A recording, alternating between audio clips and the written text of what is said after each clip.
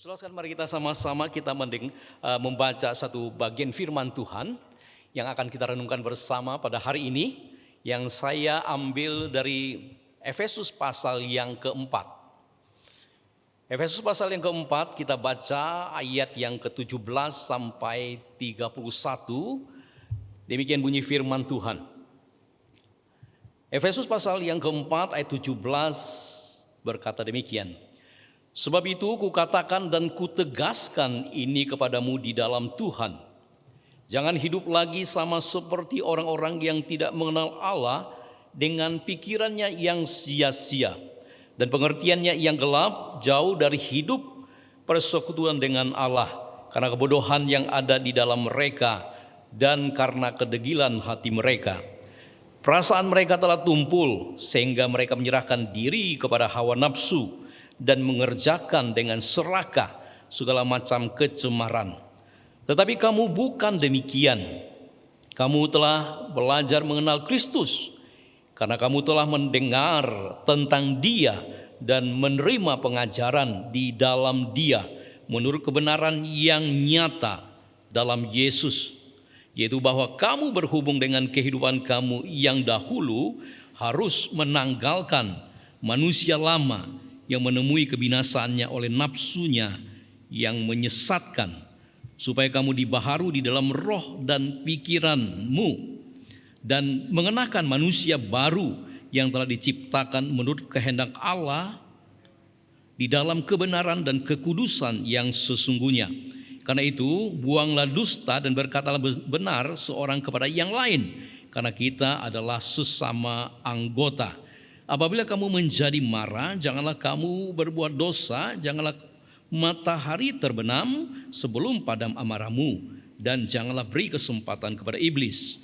Orang yang mencuri, janganlah ia mencuri lagi, tetapi baiklah ia bekerja keras dan melakukan pekerjaan yang baik dengan tangannya sendiri, supaya ia dapat membagikan sesuatu kepada orang yang berkekurangan. Janganlah ada perkataan kotor keluar dari mulutmu, tetapi pakailah perkataan yang baik untuk membangun di mana perlu, supaya mereka yang mendengarnya beroleh kasih karunia. Dan janganlah kamu mendukakan Roh Kudus Allah yang telah mematraikan kamu menjelang hari penyelamatan. Segala kepahitan, kegeraman, kemarahan, pertikaian, dan fitnah hendaklah dibuang dari antara kamu. Demikian pula segala kejahatan. Tetapi hendaklah kamu ramah seorang terhadap yang lain, penuh kasih mesra dan saling mengampuni, sebagaimana Allah di dalam Kristus telah mengampuni kamu. Sejauh pembacaan firman Tuhan, berbahagia kita yang membaca, merenungkan dan melakukan itu dalam kehidupan kita hari lepas hari. Bapak Saudara sekalian, tema khotbah kita pada hari ini adalah bermisi melalui kesaksian hidup.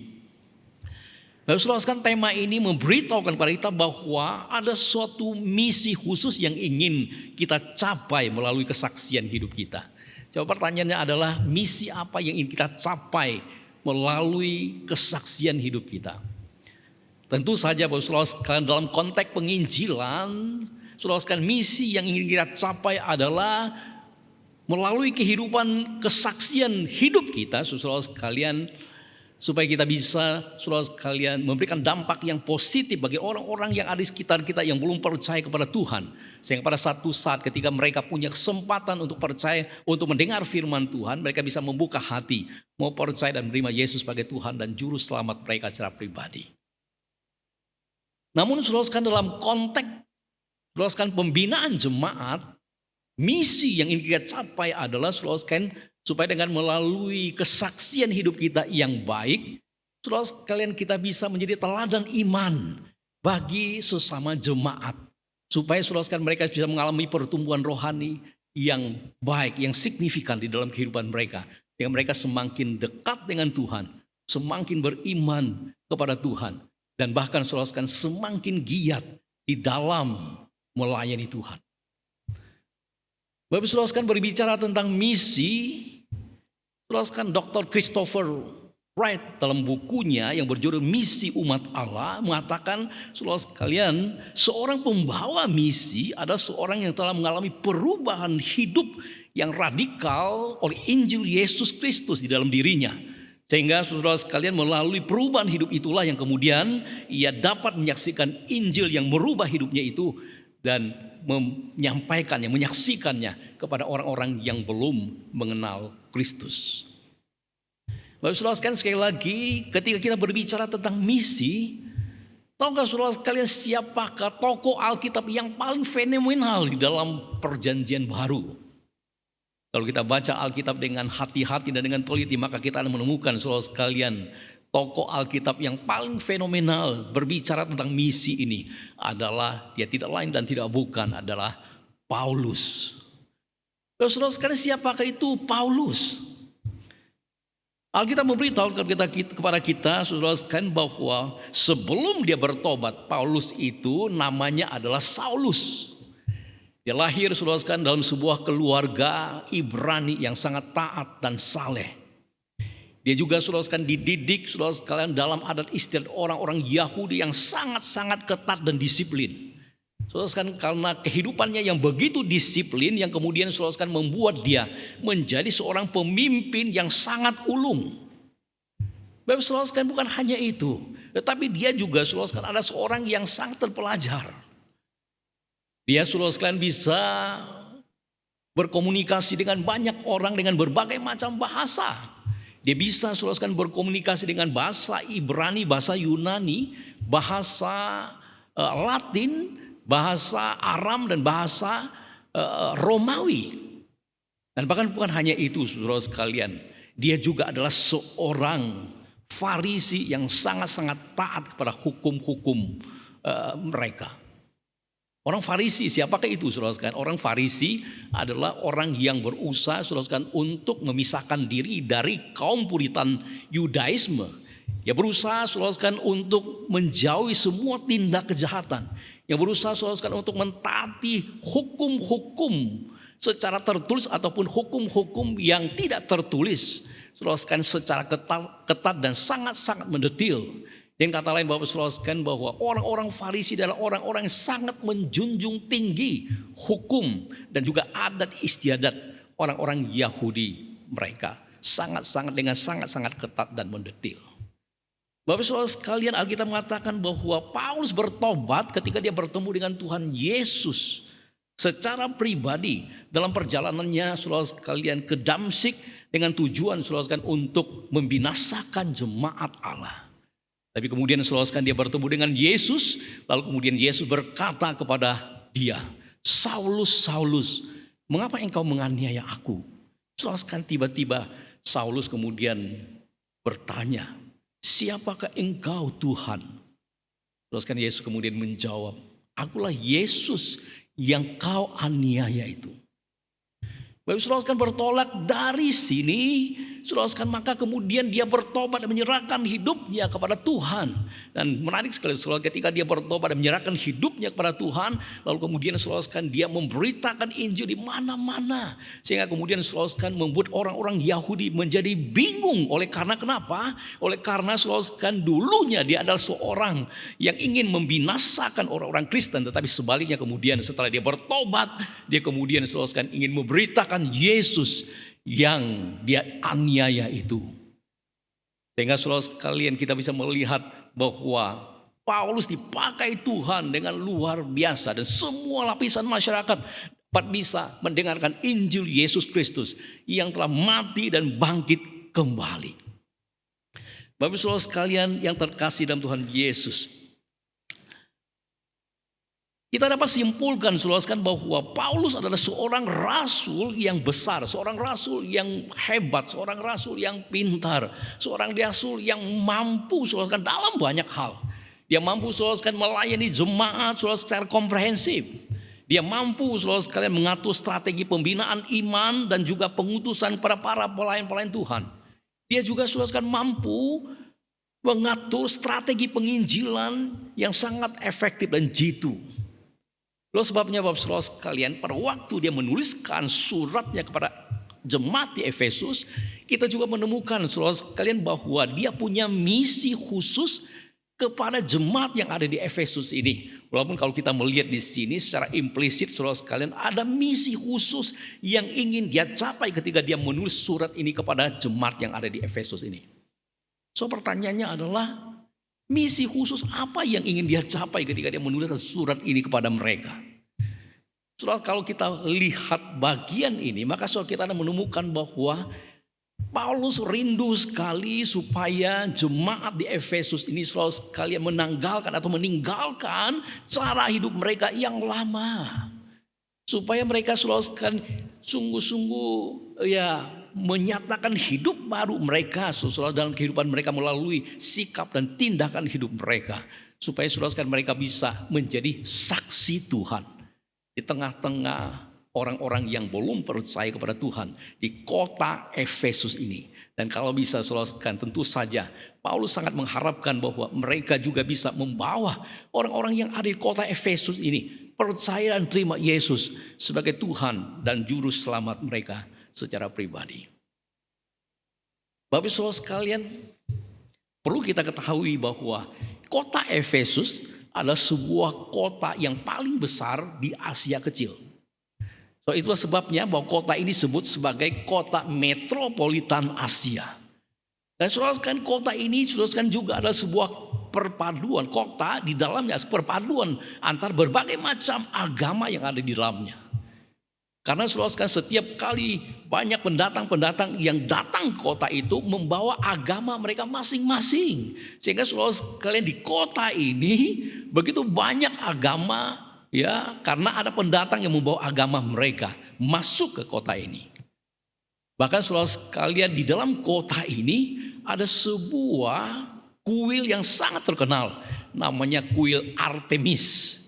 Kuil Artemis adalah kuil yang disembah oleh orang-orang Efesus, ya, menyembah kepada Dewi Diana.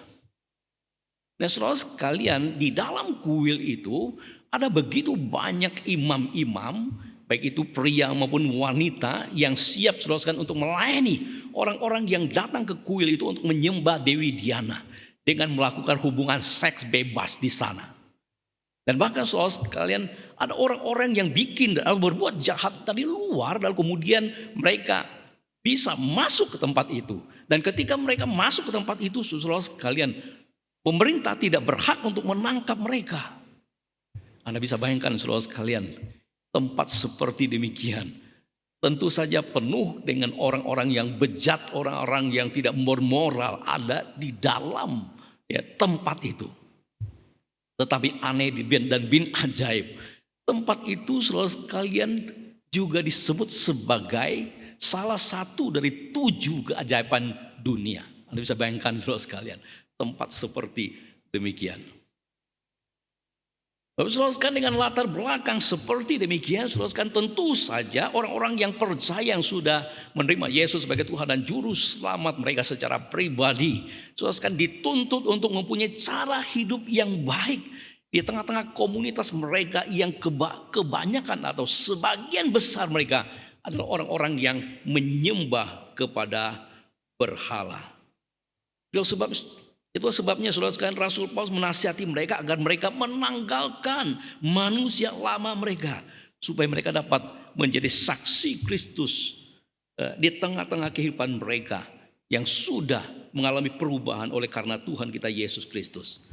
Oleh karena itu saudara sekalian dalam menjalankan misi melalui kesaksian hidup, maka saudara sekalian kita melihat di sini Rasul Paulus sampai memakai beberapa kata yang khusus, yaitu kata jangan, untuk menasihati mereka supaya mereka saudara sekalian punya kesaksian hidup yang nyata di tengah-tengah kehidupan mereka. Nah menarik sekali saudara sekalian, kata jangan adalah sebuah kata perintah larangan saudara sekalian yang tidak boleh kita langgar, dan ketika kita melanggarnya maka saudara sekalian ada konsekuensi yang harus kita tanggung. Itu sebabnya saudara sekalian dalam konteks bermisi melalui kesaksian hidup, maka saudara sekalian kata ini adalah sebuah kata yang sangat-sangat amat penting. Sebab jika kita mengabaikan kata dan melanggarnya, maka saudara sekalian sama sekali kita tidak akan mungkin bisa bermisi kepada orang-orang yang belum percaya kepada Tuhan Yesus Kristus. Mari Bapak Saudara sekalian kita melihat beberapa nasihat daripada Rasul Paulus kepada jemaat yang ada di Efesus ini. Yang saya simpulkan saudara sekalian, yang pertama saudara sekalian, kalau kita melihat di sini, Paulus menasihati mereka untuk menjaga hidup mereka kalau mereka mau bermisi melalui kesaksian hidup mereka. Dengan latar belakang saudara sekalian jemaat yang sangat menjemuk dan juga latar belakang kota Efesus yang sangat sekuler, maka Bapak saudara sekalian jelas sekali kita bisa melihat di sini, tidak heran bahwa ada di antara jemaat Efesus yang kemudian saudara sekalian terpengaruh dengan kehidupan ya orang-orang kafir di sana. Sehingga kemudian saudara sekalian ada di antara jemaat yang hidup sama seperti orang-orang yang tidak mengenal Allah. Itu sebabnya saudara sekalian Paulus menasihati mereka dan berkata di ayat yang ke-17 di situ katakan, janganlah hidup lagi sama seperti orang-orang yang tidak mengenal Allah dengan pikirannya yang sia-sia dan seterusnya dan seterusnya. Bapak saudara sekalian, pertanyaannya adalah mengapa saudara sekalian Paulus memberikan nasihat seperti demikian kepada mereka? Tentu saja Bapak saudara sekalian, biasanya kalau seseorang memberikan nasihat kepada sesamanya itu pasti saudara sekalian kita pasti menemukan bahwa sesama kita pasti berbuat sesuatu yang mungkin melanggar hukum atau peraturan yang berlaku. Sehingga dengan memberikan nasihat itu supaya orang itu atau sesama kita bisa kembali ke jalan yang benar. Demikian juga saudara sekalian ketika Paulus saudara sekalian memberikan nasihat kepada jemaat yang ada di Efesus ini, pasti bahwa Paulus sudah mengidentifikasi bahwa ada jemaat yang hidupnya seperti demikian. Jemaat yang hidupnya masih sama seperti orang-orang yang tidak mengenal Allah. Sehingga kemudian saudara-saudara sekalian, Paulus perlu saudara sekalian mengingatkan kepada mereka. Padahal mereka saudara sekalian adalah orang-orang yang sudah percaya kepada Tuhan Yesus. Mereka sudah menerima Yesus sebagai Tuhan dan Juru Selamat mereka. Mereka sudah saudara sekalian mengenal kebenaran. Tapi saudara sekalian mereka masih hidup sama seperti orang-orang yang tidak mengenal Allah. Dan kalau mereka masih hidup sama seperti orang-orang yang tidak mengenal Allah, maka saudara sekalian mereka tidak akan bisa menjadi saksi Tuhan bagi orang-orang yang ada di sekitar mereka. Mereka justru sebaliknya akan menjadi batu sandungan saudara sekalian bagi orang-orang yang ada di sekitar mereka. Dan ketika mereka menjadi batu sandungan, maka saudara sekalian tidak mungkin mereka bisa bermisi kepada orang-orang yang ada di sekitar mereka. Itu sebabnya saudara Paulus mengatakan jangan hidup sama seperti orang yang tidak mengenal Allah. Dengan kata lain Bapak saudara sekalian, Paulus sedang mengingatkan mereka. Paulus ingin berkata bahwa hidup daripada orang-orang yang percaya kepada Kristus berbeda sekali dengan orang-orang yang tidak percaya kepada Kristus. Cara hidup mereka berbeda, tujuan hidup mereka berbeda. Perilaku mereka pun sangat berbeda dengan orang-orang yang percaya. Dan jikalau saudara sekalian orang-orang percaya hidup sama seperti orang-orang yang tidak percaya kepada Tuhan, maka tidak ada bedanya. Dan bahkan mungkin saudara sekalian kita belum, dalam tanda petik kita belum dilahir barukan. Kita bisa bayangkan saudara sekalian kalau ada orang yang memfitnah, ada orang yang menghujat, ada orang yang melakukan kejahatan. Saudara sekalian kita juga melakukan hal yang sama. Ada orang-orang yang tidak percaya kepada Tuhan, mereka kemudian melakukan tipu daya. Mereka kemudian melakukan trik dan intrik. Saudara sekalian kita juga melakukan hal yang sama. Maka saudara sekalian kita sama-sama tidak ada bedanya dengan mereka. Kita masih hidup dalam dosa, kita masih hidup dalam kegelapan. Dan itu berarti saudara sekalian bahwa nasihat daripada Rasul Paulus ini tidak akan memberikan dampak apa-apa kepada mereka. Dan bahkan saudara sekalian misi Paulus untuk menjadikan mereka menjadi saksi-saksi Kristus ya akan menjadi gagal. Dan ketiga saudara sekalian mereka gagal menjadi saksi Kristus, mereka tidak mungkin bisa bermisi kepada orang-orang yang ada di sekitar mereka.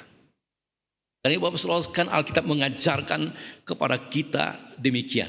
Milikilah cara hidup yang baik di tengah-tengah orang yang belum percaya. supaya ketika mereka memfitnah kita, maka mereka dapat melihat perbuatan-perbuatan kita yang baik dan memuliakan Allah ketika Ia melawat mereka. Bapak Saudara sekalian yang terkasih dalam Tuhan Yesus, kalau kita belajar sejarah tentang masuknya orang Spanyol ke negara Amerika, maka saudara sekalian kita akan kenal seorang tokoh yang sangat terkenal, yaitu adalah Hernando Cortés. So Hernando Cortés adalah seorang pemimpin yang sangat-sangat hebat, ya. Pemimpin yang banyak menaklukkan saudara sekalian bangsa-bangsa yang lain, ya. Lalu kemudian saudara sekalian di bawah kekuasaan bangsanya itu, bangsa Spanyol itu. Termasuk saudara sekalian salah satunya adalah Amerika. Saudara ketika dia menaklukkan, menguasai kota Meksiko, saudara sekalian, dia kemudian menangkap seorang pemimpin oposisi yang bernama Hatnai.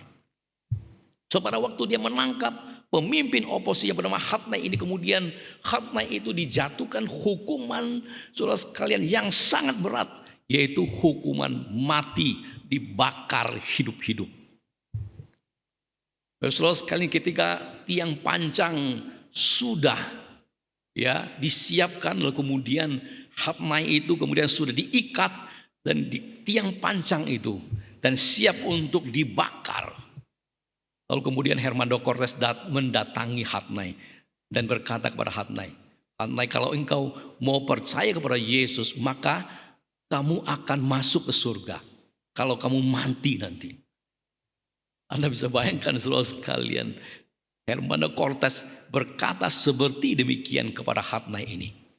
Lalu mendengar kalimat seperti itu, saudara sekalian, Hatnai kemudian berkata, oh, kalau demikian kamu juga mau masuk ke surga nanti kalau sudah mati. So Hernando Cortés kemudian berkata dengan sangat yakin, ya tentu saja, bukan hanya saya, tetapi semua anak buah saya akan masuk surga nanti setelah kami mati. So sekalian ketika mendengar kalimat seperti demikian, Hatnai kemudian menjawab, kalau demikian lebih baik aku tidak mau ke tempat itu.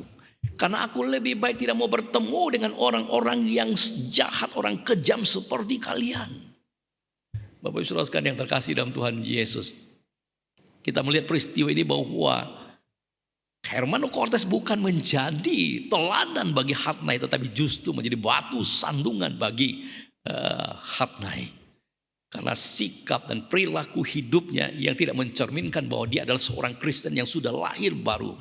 Dia masih saudara hidup sama seperti orang-orang yang tidak mengenal Allah. Dia masih hidup saudara dalam dosa. Ya, katanya sih cuma Kristen, tetapi saudara belum lahir baru.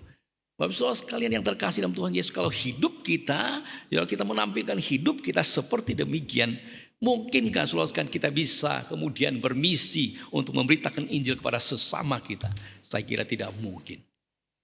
Sebab saudara sekalian kalau kita membaca berikutnya setelah Paulus menjelaskan ya ayat yang ke-17, maka saudara sekalian di ayat-ayat berikutnya kemudian Paulus dengan keras menegur kepada setiap daripada jemaat, saudara sekalian, agar mereka meninggalkan manusia lama mereka, agar mereka saudara sekalian meninggalkan dosa mereka, perbuatan-perbuatan, kebiasaan-kebiasaan buruk mereka. Kalau mereka saudara sekalian ingin bermisi, ya, lalu kesaksian hidup mereka, memberitakan Injil kepada mereka yang belum mengenal Kristus. Saya kira Bapak saudara sekalian, demikian juga dengan kita hari ini. Kita tidak akan mungkin saudara sekalian kita bermisi dan melakukan kesaksian hidup kita, saudara sekalian, kalau kita masih hidup sama seperti orang-orang yang tidak mengenal Kristus. Kita masih hidup dalam dosa kita tidak akan mungkin bisa bermisi. Itu sebabnya saudara sekalian, ya, kita melihat bahwa Rasul Paulus kemudian memberikan nasihat yang kedua, ya, nasihat yang kedua, ya, bukan hanya ya harus menjaga kehidupan mereka, tetapi juga harus menjaga perilaku dan juga sikap mereka. Saudara sekalian, di ayat ke-28 Paulus berkata begini, Orang yang mencuri, janganlah ia mencuri lagi, tetapi baiklah ia bekerja keras dan melakukan pekerjaan yang baik dengan tangannya sendiri, supaya ia dapat membagikan sesuatu kepada orang yang berkekurangan. Bapak saudara sekalian, ketika saya membaca ayat ini, saudara sekalian, kita akan mungkin merasa heran dan merasa aneh. Kok ada jemaat saudara sekalian yang mempraktekkan hidup seperti demikian? Saudara sekalian, inilah faktanya, ya. Ada jemaat Efesus yang mempraktekkan hidup seperti demikian, punya perilaku yang tidak baik. Saudara sekalian, perintah jangan mencuri, kalau kita baca ya Alkitab, perintah jangan mencuri itu adalah salah satu dari 10 hukum yang diberikan oleh Allah kepada bangsa Israel dengan tujuan saudara sekalian untuk menetapkan hak atas harta milik seseorang. Saudara sekalian, sehingga dengan adanya hukum itu, maka apa yang menjadi milik seseorang, orang lain tidak boleh mengambilnya. Dan ketika orang lain mengambilnya, dan itu berarti saudara sekalian dia sedang mencuri. Nah, Bapak saudara sekalian yang terkasih dalam Tuhan Yesus, pada zaman Paulus saudara sekalian, mencuri adalah merupakan saudara sekalian kebiasaan ya para budak saudara sekalian. Karena mengapa? Karena mereka itu biasanya hidup kekurangan dan saudara sekalian diperlakukan tidak baik oleh majikannya, sehingga kemudian mereka terpaksa mencuri. Tetapi kalau kita membaca saudara sekalian ayat yang 28 ini, maka kita menemukan bahwa Paulus bukan hanya berbicara kepada saudara sekalian para budak-budak Kristen, tetapi juga saudara sekalian berbicara kepada jemaat secara umum saudara sekalian yang punya mata pencaharian. Tetapi saudara sekalian punya kebiasaan melakukan hal yang tidak baik, mengambil sesuatu yang bukan menjadi milik dia. Dan saudara sekalian, mencuri adalah merupakan satu hal yang bukan saja merugikan orang lain dan juga mempermalukan nama Tuhan, tetapi mencuri juga adalah saudara sekalian sebuah sikap meniru sikap daripada iblis. Karena Alkitab mengatakan bahwa pencuri itu, iblis itu datang hanya untuk mencuri dan membunuh dan membinasakan. Kalau saudara kita membaca Alkitab, saudara kita menemukan bahwa karena tamak akan uang, saudara sekalian, iblis telah saudara sekalian menjadikan Yudas menjadi seorang pencuri. Hari ini saudara sekalian, kalau iblis bisa menjadikan Yudas sebagai seorang pencuri, maka saudara sekalian dia juga bisa melakukan hal yang sama dengan kita saudara sekalian. Kalau kita tidak hati-hati saudara sekalian dengan segala keinginan kita. Pada waktu saudara sekalian punya kesempatan itu saudara sekalian, dan pada waktu itulah saudara sekalian iman kita diuji. Apakah saudara sekalian kita hidup lebih takut pada Tuhan, ataukah saudara sekalian kita lebih menuruti keinginan kita? Nah, Bapak saudara sekalian yang terkasih dalam Tuhan Yesus, Paulus berkata, orang yang mencuri janganlah mencuri lagi, tetapi di situ dikatakan baiklah ia bekerja keras. Coba perhatikan kalimat berikut ini. Paulus mengatakan bahwa kita bukan saja harus bekerja, tetapi juga harus bekerja keras supaya bisa kita memenuhi kebutuhan kita dan juga kita bisa membagi sesuatu kepada orang-orang yang berkekurangan. Paulus berkata saudara sekalian bahwa seorang yang tidak mau bekerja janganlah ia makan. Artinya saudara sekalian, seorang yang tidak mau bekerja, maka saudara sekalian sebetulnya dia sedang mempermalukan dirinya dan dia akan dianggap sebagai sampah masyarakat. Dan bahkan saudara sekalian, dia tidak menghargai karunia Tuhan yang memberikan hidup kepadanya. Karena memang saudara sekalian, manusia hidup itu ya kodratnya adalah ya untuk bekerja itu ya. Dan bahkan saudara sekalian, kalau kita melihat kehidupan daripada Paulus juga saudara sekalian memberikan sebuah kesaksian yang atau teladan yang begitu nyata dalam hal bekerja keras ini. Alkitab jelas memberitahukan kepada kita saudara sekalian bahwa dia sembari melayani Tuhan, saudara sekalian, dia juga bekerja sebagai seorang tukang tenda untuk mencukupi kebutuhan hidupnya. Dan bahkan saudara sekalian ada adat istiadat orang-orang Yahudi yang mengatakan bahwa kalau seorang ayah tidak mengajari anaknya untuk memiliki sebuah mata pencaharian, maka saudara sekalian dia sedang mengajar anaknya untuk menjadi seorang pencuri. Bapak Ibu saudara sekalian, dengan kata lain, bekerja saudara sekalian adalah merupakan keharusan. Bahkan bukan hanya bekerja, tetapi bekerja keras. Dan ketika kita bekerja, maka saudara sekalian kita mendapatkan penghasilan. Dan kita mendapatkan penghasilan, kita bisa berbagi kepada orang yang kekurangan, kepada orang yang membutuhkannya. Tapi kalau kita mengambil hak orang lain, maka saudara sekalian kita akan saudara sekalian mempermalukan nama Tuhan dan juga mempermalukan diri kita sendiri. Bapak Saudara, hari ini kita kalau mempraktekkan cara hidup atau sikap hidup seperti demikian, kita kan bukan saja menjadi batu sandungan bagi orang lain, tetapi juga saudara sekalian kita akan kehilangan integritas kita sebagai anak Allah. Pada waktu kita kehilangan integritas kita sebagai anak Allah, maka saudara kita tidak mungkin bisa bermisi kepada orang-orang yang belum percaya yang ada di sekitar kita. Sebabnya Bapak saudara, Rasul Paulus menasihati mereka agar mereka meninggalkan cara atau sikap hidup seperti demikian. Bapak saudara, pada waktu saya mempersiapkan bagian ini, saya menemukan sebuah ilustrasi yang sangat menyentuh hati saya. Berikut ini saudara sekalian. Satu kali ada seorang raja baru saja memecat bendaharanya. Karena kedapatan bahwa bendaharanya itu tidak jujur. Sehingga kemudian raja terpaksa memecat bendahara itu. Lalu kemudian raja pun kemudian mencari pengganti daripada bendahara itu. Ya, saudara sekalian, dengan seleksi yang begitu ketat, akhir kemudian raja mendapatkan seorang penggantinya dari rakyat jelata, ya, seorang yang katanya dalam masyarakat itu mengatakan bahwa dia adalah orang yang sangat jujur. Lalu kemudian raja pun mengangkat dia menjadi seorang bendahara kerajaan. Lalu setelah pada waktu dia sudah menjadi seorang bendahara kerajaan, so tentu saja bahwa kehidupannya kemudian berubah drastis. Yang tadinya saudara dia hidup di sebuah rumah yang kecil dan sederhana, tapi ketika dia memangku jabatan itu, maka saudara dia bisa hidup dan tinggal di sebuah rumah yang mewah, saudara, dan hidup di dalam kelimpahan. Dan kemudian saudara, hal itu berlangsung sekitar 1 tahun lebih lamanya. Pada satu hari, saudara sekalian, ada seorang pengawal daripada tempat perbendaharaan itu melihat bahwa sang bendahara ini selalu membawa bungkusan keluar dari perbendaharaan itu, ruang perbendaharaan itu. Dia mulai curiga, sehingga kemudian saudara dia melaporkannya kepada baginda raja. Pada waktu dia melaporkan baginda raja, saudara baginda raja mulai mencurigai bahwa ini bendahara mungkin mengambil sesuatu dari ruang perbendaharaan itu. Dia kemudian memerintahkan kepada ajudannya untuk menangkap sang bendahara ini. Ketika ditangkap, benar saja bahwa sang bendahara sedang membawa sebuah bungkusan keluar dari ruang perbendaharaan itu. Lalu kemudian dia harus menghadap ke raja. Pada waktu menghadap ke raja, raja kemudian saudara sekalian menyuruh dia membuka bungkusan itu. So, apa yang terjadi?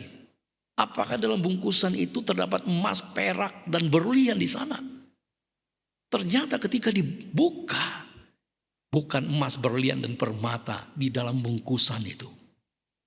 Tetapi saudara hanya sepotong baju yang sudah usang, saudara yang sudah robek-robek.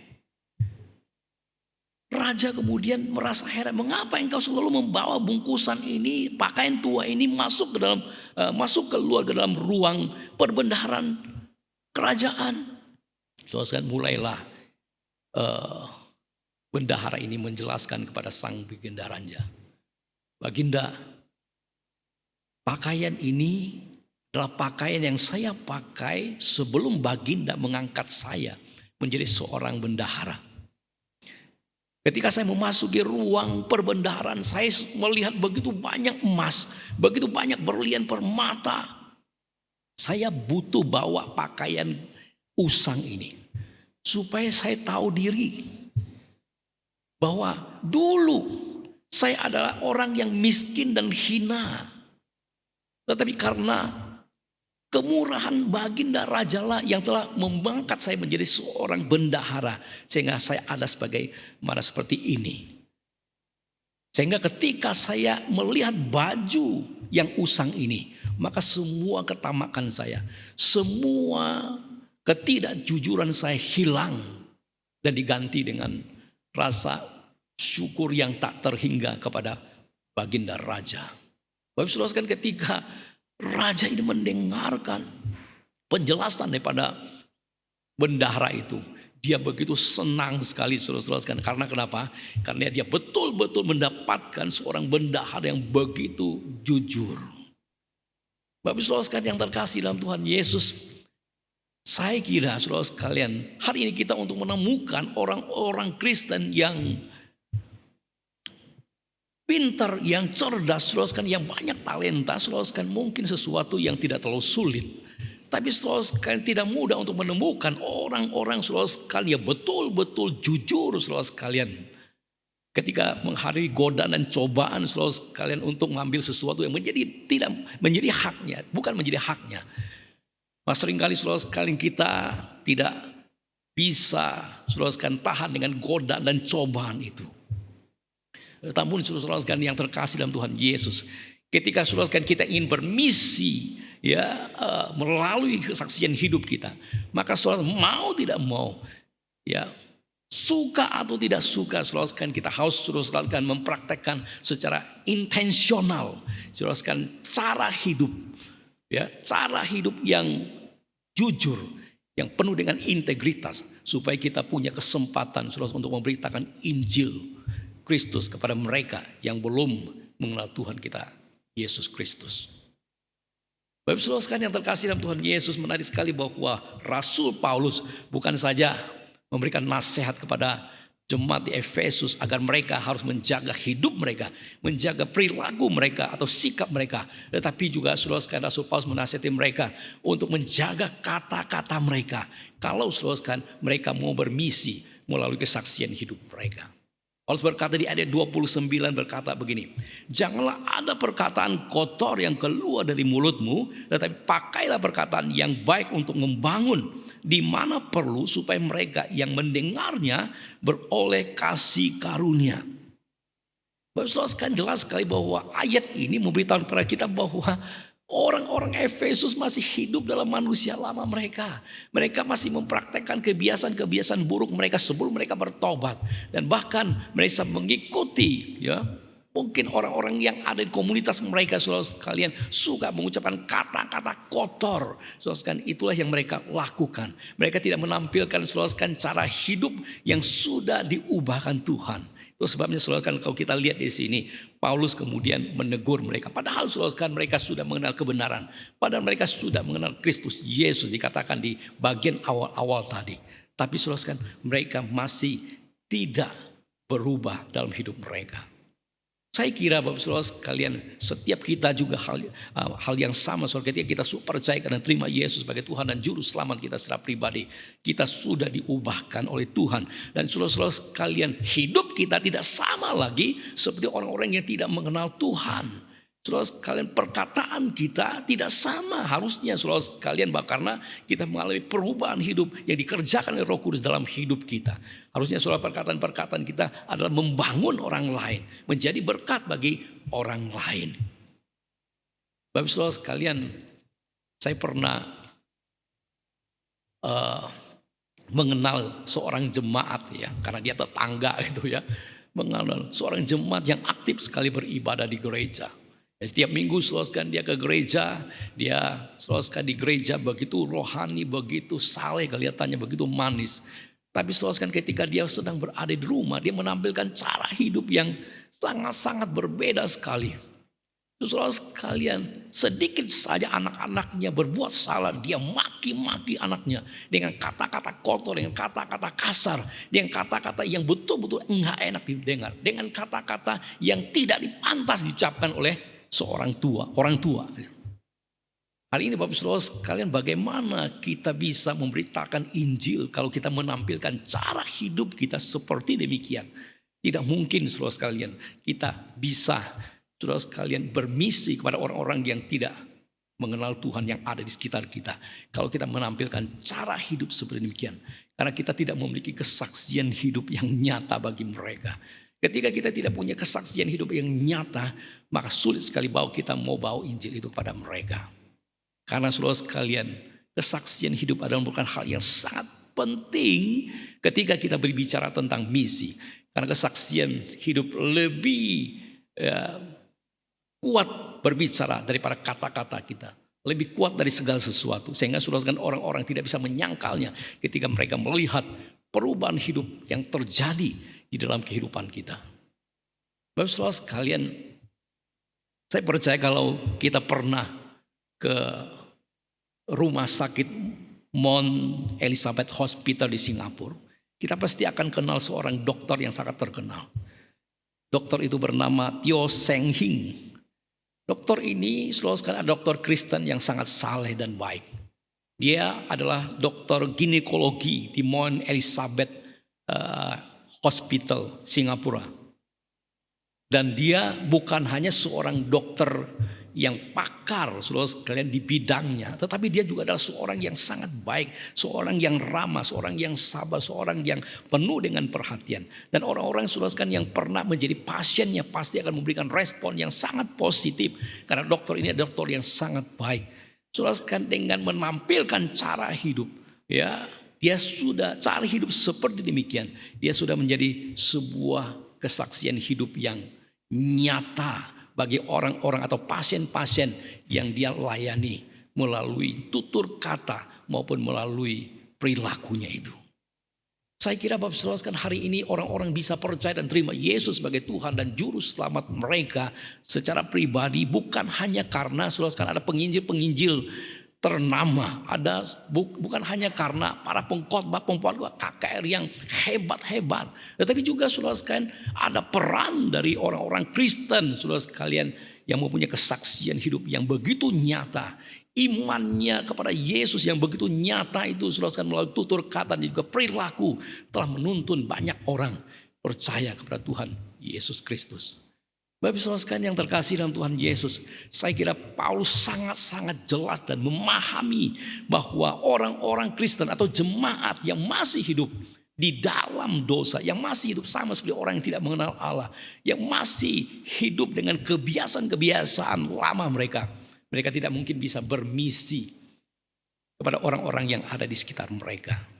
Itu sebabnya saudara saya kira dari apa yang Paulus sampaikan atau nasihat yang disampaikan oleh Paulus pada jemaat ini, kita belajar beberapa hal ini. Kalau kita ingin bermisi melalui kesaksian hidup kita, maka saudara sekalian kita harus jaga hidup kita.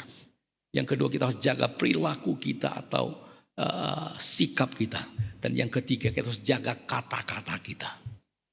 Kalau tidak saudara sekalian, kita tidak akan mudah untuk memberitakan atau bermisi kepada mereka yang tidak percaya kepada Tuhan. Sekali saja saudara sekalian kita tidak menunjukkan kesaksian, maka saudara sekalian selamanya kita tidak bisa bermisi kepada mereka saudara sekalian yang belum mengenal Kristus Yesus. Mari kita berdoa. Kami berterima kasih padamu ya Tuhan untuk firman Tuhan yang boleh kami baca, kami renungkan bersama pada hari ini. Kiranya nasihatnya pada Rasul Paulus ini ya Tuhan sungguh mengingatkan setiap daripada kami ketika kami punya visi untuk bermisi kepada orang-orang yang ada di sekitar kami. Biarlah kami juga belajar bagaimana memperhatikan hidup kami, memperhatikan sikap dan perilaku kami, dan memperhatikan kata-kata kami. Sehingga semua itu boleh menjadi berkat bagi orang-orang yang ada di sekitar kami ya Tuhan. Sehingga kami ketika bermisi memberitakan Injil kepada mereka, mereka mau mendengarkan Injil Tuhan, membuka hati dan mau percaya kepada Engkau. Khususnya mereka yang ada di sekitar kami, yang ada di dekat kami ya Tuhan. Terima kasih Tuhan, biarlah firman Tuhan yang boleh kami baca, kami renungkan ini, yang boleh kami dengarkan ini ya Tuhan, sungguh-sungguh menginspirasi bagi setiap daripada kami. Sebelum kami bermisi, kami boleh introspeksi diri kami untuk sungguh-sungguh ya Tuhan menyiapkan hati kami, hidup kami untuk melakukan misi melalui kesaksian hidup kami. Terima kasih Tuhan Yesus. Dengarkan doa kami yang kami panjatkan dalam nama Yesus Tuhan dan Juru Selamat kami yang hidup. Amin.